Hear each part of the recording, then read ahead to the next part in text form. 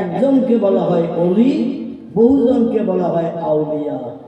এরা প্রিয় নবী মুহাম্মদ রাসূলুল্লাহর চেহারা অহরহ দেখার সুযোগ পেতেন। জোরে বলুন সুবহানাল্লাহ। তার কারণ হলো নবীজির মহব্বত, প্রেম, ভালোবাসা, দরুদের মাধ্যম দিয়ে হৃদয় অন্তরে যারা গাঢ়তর তৈরি করবে, দিনের বেলাও নবীরে দেখবে, রাতের বেলা ঘুমিয়েও দেখবে। জোরে বলুন একটু সুবহানাল্লাহ। ইমাম বুখারী রাহমাতুল্লাহ আলাইহির নাম আপনারা কম বেশি শুনে থাকবেন। ইরাকের খোরাসানের বোখারা নগরী কৃতি সন্তান, যার নাম ছিল মুহাম্মদ ইবনে ইসমাইল বুখারী রাহমাতুল্লাহ আলাইহি। পৃথিবীতে যত হাদিসের কিতাব আছে সব হাদিসের কিতাবের মর্যাদা নিচে নামিয়ে দিয়ে এখনো মাথা উঁচু করে হাদিসের কিতাবটি দাঁড়িয়ে আছে। এর নাম হলো সহিহ বুখারী শরীফ। কি নাম বললাম? সহিহ বুখারী শরীফ। এই বুখারী শরীফের লেখক ওযু করে পবিত্রতা অবলম্বন করে 2 রাকাত করে নফল নামাজ পড়ে ডাইনে বামে সালাম ফিরিয়ে মাথা নিচু করে দায় নামাজে বসে একটু ইস্তেখারা করতেন একটা হাদিস ওনার কিতাবে লেখার জন্য। ইমাম বুখারীর আদর্শের নিয়ম নীতি ছিল ওনার কিতাবে নবীজির জবানে হাদিস লিখবেন, একটা হাদিস লেখার আগে ওযু করে পবিত্রতা অবলম্বন করতেন, তারপরে সূরা কেরাত পাঠ করে 2 রাকাত নফল নামাজ পড়তেন। নামাজ পড়ার পর মাথা নিচু করে দায় নামাজে বসে বাহ্যিক চোখ দুটো বন্ধ করতেন। সঙ্গে সঙ্গে ইমাম বুখারীর অন্তরের চোখ সোনার মদিনায় সবুজ গম্বুজের নিচে চলে যেত। আর একটু জোরে বলা যাবে না? ইমাম বুখারী রাহমাতুল্লাহ আলাইহি 6 লক্ষের অধিক হাফেজ ছিল। নবীজির জবানি 6 লক্ষের অধিক হাদিস তিনি তার মেমোরিতে জমা করে রেখে দিয়েছিলেন। যে কিতাবটি মানুষের জন্য বুদ্ধম দিয়ে গেছেন, এই কিতাবটির নাম সহিহ বুখারী শরীফ। এর ভিতরে 6,500 মতো হাদিস লিপিবদ্ধ আছে। কিন্তু যিনি 6 লক্ষ হাদিসের হাফেজ ছিলেন তিনি সামান্য 6,500 লিখে কিতাব শেষ করলেন কেন? তার কারণ হলো, খুব ভালো করে শোনেন, একটা করে হাদিস লিখতে গেছেন, মেমোরিতে জমা করা হাদিস লিখতে যে উনি বাহ্যিক চোখ বন্ধ করে অন্তরে চোখ চালিয়েছেন। পয়গম্বর মুহাম্মদ রাসূলুল্লাহর সঙ্গে ইমাম বুখারীর সঙ্গে সঙ্গে দেখা হয়ে যেত, রাত দিন কোনো ব্যাপার ছিল না। যখন তিনি হাদিস লিখতে বসতেন 2 রাকাত নামাজ পড়ে বাহ্যিক চোখ বন্ধ করলে দিনের বেলাও নবীজিকে যেমন দেখতে পেতেন, রাতের বেলাও তেমন দেখতে পেতেন। জোরে বলুন সুবহানাল্লাহ। আল্লাহ নবীকে ডেকে বলতেন, ইয়া রাসূলুল্লাহ, ইয়া হাবিবাল্লাহ, আপনার জামানায় আমি পৃথিবীতে জন্মগ্রহণ করতে পারি নাই, আপনার চাঁদকে আমি সরাসরি দেখার সুযোগ পাই নাই। আল্লাহ পরবর্তী যুগে আপনার ইন্তেকালের পরে পৃথিবীতে আমারে পাঠিয়েছেন, কিন্তু আপনার সাহাবীদের কাছ থেকে, তাবিদের কাছ থেকে, তাবিদের কাছ থেকে আপনার জবানি মোবারক শুনে শুনে আমার মেমোরিতে জমা করেছে কিছু কম বেশি 6.5 লক্ষের মতো। কতটা?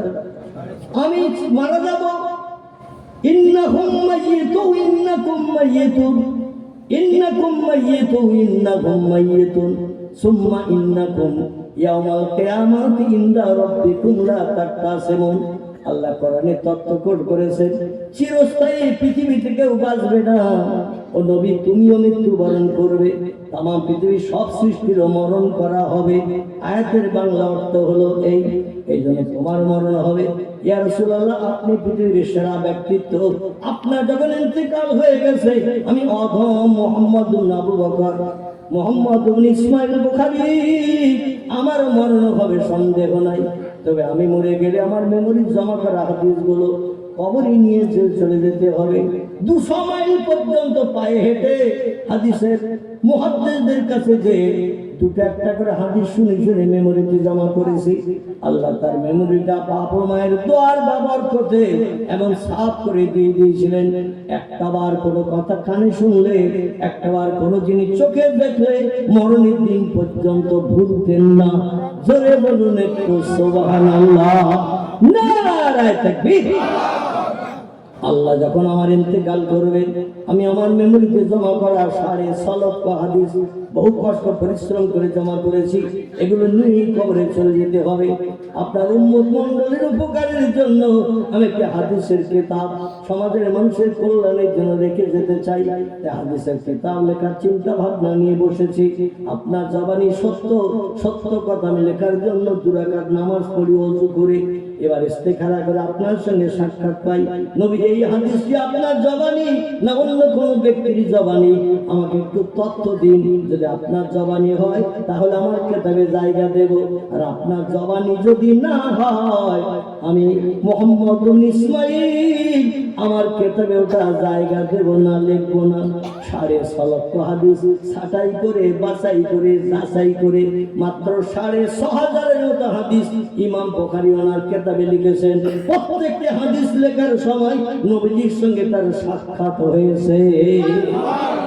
মুফতি আমির হামজা বলছেন, মানুষ মারা গেলে কবরের ভিতরে পচে গলে মাটি হয়ে যায়। মোহাম্মদ মারা গেছে, মোহাম্মদ কবর থেকে উঠে কোনদিন কারো হাতে হাত দিতে পারে না। গতকালকের প্রোগ্রামের বক্তব্য আমি নিজে সরাসরি কানে শুনে এসেছি। এরকম আলেমদের ওয়াজ শোনা যাবে কিনা? এইরকম যদিও কোরআন হাদিসের পোকা বিজ্ঞ আলেম, তিনি কোরআন হাদিসের প্রচুর জ্ঞান তার রয়েছে, কিন্তু ইবলিস শয়তানের জ্ঞান কম ছিল নাকি?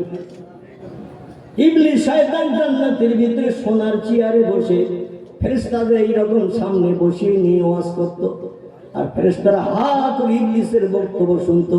আর ফেরেশতারা যেগুলো জানতো না আল্লাহ সেগুলো ইবলিস শয়তানকে শোনাতো, যার পূর্ব নাম ছিল আযাজিল। কি নাম? আযাজিলকে শুনিয়ে দিতে এই তথ্যগুলো শোনো, কেউ আমার ফেরেশতারা জানে না। নতুন কথা শুনতে সকল উদ্গ্রীব হবে। এই নতুন কথাগুলো জান্নাতের ভিতরে ফেরেশতাদের সামনে নিয়ে মুআল্লিমুল মালায়েকা তোমারে বানিয়েছি, সমস্ত ফেরেশতাদের শিক্ষক তোমারে বানিয়েছি, ওয়াজ করো, ধীর স্থির ভাবে তারা শুনবে। কারণ এই কথা কোনোদিন কারো কাছে শুনিনি, আজকে যেটা তোমারই মুখ দিয়ে ফেরেশতাদের শোনাচ্ছি। আমার ভাইরা, এই জন্য ইবলিস সমস্ত ফেরেশতাদের শিক্ষক হওয়া সত্ত্বেও লানাতুল্লাহি ইবলিসা, আল্লাহ অভিসম্পদ দান করলেন, জান্নাত হারাম বানালেন, চিরজীবন তার জন্য জাহান্নাম হালাল বানিয়ে দিলেন একটা হুকুমের খেলাফ করার কারণে। কথা বললাম, একটা হুকুমের খেলাফ করার কারণে। আল্লাহ বলেন আদমের সামনে রেখে একটু সিজদা কর। ফেরেশতা যেমন করছে, ও বলল আবা ওয়াস্তাকবারা ওয়া কানা মিনাল কাফিরিন, আমার পক্ষে কাদামাটির তৈরি মানুষের কাছে মাথা নত করা যাবে না। আল্লাহ বলে আমার নূরের তৈরি ফেরেশতা, তুই তো আগুনের তৈরি তৈরি বানিয়েছিস। নূরের তৈরি ফেরেশতাদের যেই বললাম ওয়াইয়াফআলুনা মা ইউমারুন, আল্লাহ কোরআনে তত্ত্বপট করে দিয়েছেন, যখন যেটা আল্লাহ বলেন ফেরেশতারা লাভ হবে কি লস হবে এই চিন্তা না করে আল্লাহর হুকুমকে বাস্তবে রূপ দান করেন। জোরে বলুন একটু সুবহানাল্লাহ। কোটি কোটি লক্ষ লক্ষ ফেরেশতারা আদমকে সামনে রেখে সিজদা করলো। সিজদা করার কারণ হলো আদমের দেহের ভিতরে জান্নাতুল মাওয়ার ভিতরে আল্লাহ যেই প্রাণ ঢুকিয়ে দিয়ে দিলেন, আদম অচল দেহ প্রতিমা, যেই প্রাণ সেট হয়ে গেল আদম সচল হয়ে গেল। সচল যখন হলো, শুয়ে পড়ে থাকা আদম জান্নাতের ভিতরে ঠেলে উঠে বসে পড়লো, যেমন আপনারা বসে আছেন। উঠে বসেই আদম প্রথম বাক্য ব্যবহার করলো আলহামদুলিল্লাহ। এই বাক্যটা আদম জীবনে প্রথম জিন্দা হওয়ার পর, প্রাণ পাওয়ার পরে এই শব্দটা ব্যবহার করেছিল। আল্লাহ বলেন কি পড়েছ, কি বলেছ? বলে আপনি আমার এই প্রাণ দিয়ে সচল দেহ বানিয়েছেন, আগে ছিলাম অচল। আর সচল দেহ পাওয়ার কারণে সবকিছু দেখার সুযোগ পাচ্ছে, সবকিছু শোনার সুযোগ পাচ্ছে, আমার মহব্বতের যিনি খাওয়ার সুযোগ পাচ্ছে, জান্নাতের ভিতরে ঘুরে ফিরে বেড়ানোর সুযোগ পাচ্ছে। আর তুমি আমারে বানিয়েছো, তোমার নামের প্রশংসা করব না তো আমি ভূতের নামের প্রশংসা করব নাকি? এই জন্য আমি বললাম আলহামদুলিল্লাহ, সমস্ত প্রশংসা তারই গুণকীর্তন, আমারে বানিয়েছেন যিনি, তার জন্যে। জোরে বলুন একটু সুবহানাল্লাহ, নারায়ে তাকবীর। আর আমরা রাস্তায় যখন চলি সামনের দিকে যদি দুবার তাকায় তো পিছনে তিনবার দেখি। এই গ্রামের ছেলের অবশ্যই এরকম না, আমাদের বসিরহাট এলাকার কথা বলছি, কারণ আমার মার খাওয়ার একটু ভয় আছে। আমি এখনো পূর্ণ সুস্থ হতে পারিনি। আপনাদের সকলের পেটে পূর্বে বলছিলাম দুটি কিডনি আমার একটা, এখনো পরিপূর্ণ সুস্থতা পাইনি। 3.5 বছর একটা না, কলকাতায় একদিন বা একদিন আমাকে ডায়ালিসিস করতে যেতে হয়েছে বসিরহাট থেকে। দূরত্ব 82 কিলোমিটার রাস্তা, আপ ডাউন 164 কিলোমিটার রাস্তা। একদিন বা একদিন আমাকে রান করতে হয়েছে 3.5 বছর। তারপরে কিডনি জোগাড় করে ট্রান্সপ্লান্ট করে পেটে কিডনি জোড়া, এখনো স্বাভাবিক সুস্থতা পাই নাই। তবু আল্লাহ কবরে যাত্রীকে চেয়ারে বসিয়ে দিন শরিয়াতের 2-4 কথা বলার সুযোগ দিয়েছে। এটাই আমার জন্য তোহফা কিনা? এটা আমার জন্য তোহফা কিনা? আপনাদের জন্য গিফট কিনা? আলহামদুলিল্লাহ। এই জন্য আমি একটু মার খাওয়ার ভয় করি, পূর্ণ সুস্থতা পাই নাই। তবে আমাদের এলাকার কথা বলছি, শহরে ছেলেরা রাস্তায় যদি যায় সামনের দিকে দেখে 2বার, পেছনের দিকে দেখে 3বার বা 4বার। উদ্দেশ্য লাল হলুদ পিছনে বেরিয়েছে কিনা। কি বললাম? লাল হলুদ পিছনে বেরিয়েছে কিনা। এই লাল হলুদ যদি পিছনে আপরশি একরশি দূরে দেখতে পায়, ওর চলা জোর হবে না স্লো হবে? যে নিয়মে যাচ্ছি পিছনে যদি লাল আর হলুদ একটা বার নজরে পড়ে, ওর চলাটা সঙ্গে সঙ্গে আসতে হবে না জোরে হবে? আসতে হবে, কারণ লাল হলুদ কাছের কাছে আসুক। আর এই কাছের কাছে আসুক এই চিন্তা ভাবনা নিয়ে ওর চলাচল হয়ে যাবে। 2বার 5বার 7বার তাকাতে তাকাতে পিছনে যদি একবার পটল ছাড়া চোখে চাউনি আর লাল ঠোঁটের ভিতর দিয়ে শতগুণ 12খানা দুধের মতো সাদা দাঁত বার করে একবার মুচকি হাসি ঠিক করে যদি হেসিয়ে দেয় পিছনের লাল হলুদ, ওর মনে মনে এই ধারণাটা হবে কিনা যে 98% আমার হয়ে গেছে। কারণ কারো দিকে ফিরে হাসছে, আমার দিকে ফিরে এমন পটল ছাড়া চোখে চাউনি দিয়ে হাসি দিল, 2 পাটি দিয়ে শাখানা করে 12খানা দুধের মতো সাদা মুক্তার দানার মতো ঝকঝকে দাঁত বার করে ওই যে হাসি দিল, আমার মনে 33 দিনের গরম পানি হয়ে গেছে। ও নিশ্চয় আমার কাছের মানুষ হয়ে গেছে। 100% এর ভিতরে অন্তত 98% আমার আপন হয়ে গেছে। অন্যতে এমন সুন্দর হাসি দিতে পারে না। আচ্ছা, 100 এর ভিতরে যদি 98% হাসিতে ওর হয়, তাহলে 100 হতে আর ক% বাকি? তাহলে ঘুমাননি কেউ? আমি তো মনে করছিলাম 4 হয়তো বলবেন, তাহলে 2% বাকি। আচ্ছা, এই 2%টা পরিপূর্ণ হয়ে 100% কি কাজ করলে হবে বলেন তো? 98% ঠিক করে মুচকি হাসি দেওয়ার কারণে ওর হয়ে গেছে। বাকি 2% 100 হবে। এই 2%টা কি করলে পুরো 100% ওর হয়ে যাবে? আলহামদুলিল্লাহ, আলহামদুলিল্লাহ। শুধু মোবাইল নয়, 100% ওর তখনই হবে যদি একবার ফোন নম্বরটা পেয়ে যায়। ঠিক বললাম না ভুল বললাম? ফোন নম্বর যদি একবার পেয়ে যায় আর পিছনে তাকানোর দরকার নাই। ফোন নম্বর পেয়েছে, কাজকর্ম সেরে মার্কেট বাজার সেরে রাতের বেলা বিছানায় যখন শোবে, ওর ঘুম ভালো আসবে না ঘুম হারাম হবে? ঘুম হারাম হয়ে যাবে। আমার ভাইরা, দুনিয়ার অবৈধ প্রেম প্রীতি ভালোবাসা তৈরি করে চরিত্র পশুর মতো নষ্ট করে আমাদের ঠিকানা হবে জাহান্নাম। সত্য বললাম না মিথ্যা বললাম? খোদার কসম, দুনিয়ায় অবৈধ প্রেম প্রীতি ভালোবাসা তৈরি করে কারো হাতে ফুচকা দিলে, লেবু দিলেন, পেয়ারা দিলেন, এমন করে আপনি বাদাম ভাজা দিলেন, ফুললি দিলেন, অবৈধ মেয়ের হাতে কোনো যুবক যদি দেয়, ওর হাত নাপাক হয়ে গেল। অবৈধ মেয়ের যদি দিকে একবার ছাড়া 2বার 3বার যদি তাকায়, চোখ নাপাক হয়ে গেল। টেলিফোনে ঘন্টার পর ঘন্টা যদি আপনি ঘরের ভিতরে কম্বল মুড়ি দিয়ে কথা বলেন, আপনার জবান নাপাক হয়ে গেল।